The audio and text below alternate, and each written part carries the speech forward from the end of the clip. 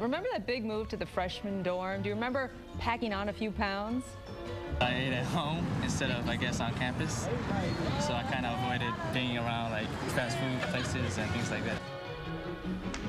All right, eating at home once you go to college is not an option for everybody. Many people move away from home. That's the point of going to college. We're talking about how to avoid gaining the dreaded freshman 15. We've got dorm room tricks for your little mini fridge.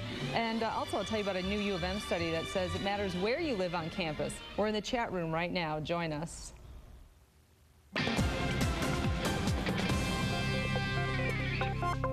Oh boy, you've got your late night pizza runs, maybe a few keg parties, and being out from under mom and dad's rules. The first year of college can be a minefield of diet pitfalls. It's no wonder many freshmen come home 15 pounds heavier or even more. But you can't avoid the freshman 15 this morning. Registered nurse and nutritionist Cindy Crandell is here giving us some help to avoid the freshman 15. And these are things actually we can all use no matter how long ago we were a freshman, right? Absolutely. All right, welcome Cindy.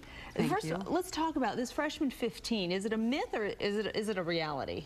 It's a reality. I recently attended a college graduation in May, and I was really taken back by the fact that about 95% of the students walking across the stage were obese or overweight. Really? Yeah, wow. It was an eye-opener. So I decided to do the survival workshop to help prevent that. Now, let's talk about when kids gain that weight. It's very tough as the years go by in college, just like as we go into adulthood.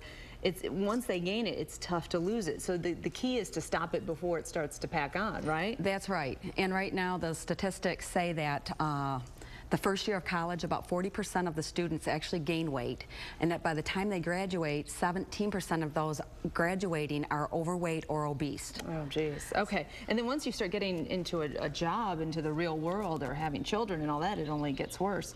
I do want to tell you about a new U of M study just out, too, that says that they found, when they studied kids, that those who lived in dorms with dining halls gained an average of 2 pounds more for the ladies, 1.5 pounds for men.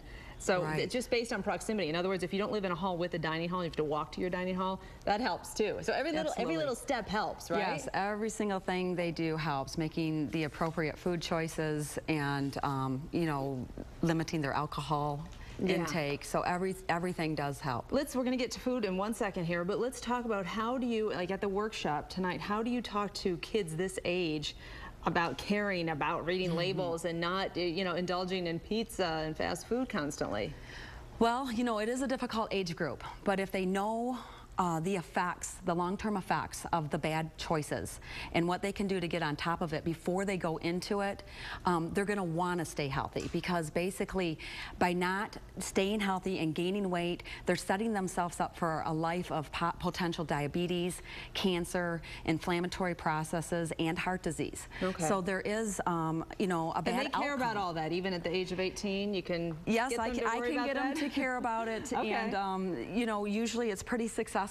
I have a lot of young clients, actually. Very good. Okay, let's go ahead and talk about food and things that you can, and these are things that you can use in your very own little mini fridge at work. But let's start with breakfast. So a couple of things that you tell the kids to take with them to their dorm. Okay, I usually focus on nutrient-rich foods because you really want to get the biggest bang for your buck. If you're going to spend money on food, let's shoot for the nutrients and forget the empty calories. You can do really quick and easy breakfast. You want to focus on whole grains, and there's a nice new label on the whole grains. If it says 100% whole grain, look for that. You can be for sure that it's a good, true whole grain. All right, that's easy. That's what you need to be able to look for, just a quick label, and you know. Then you know, absolutely. And this Greek yogurt is really a big hit with all of you nutritionists. It is. I usually like the plain and put the berries in it with some walnuts or almonds.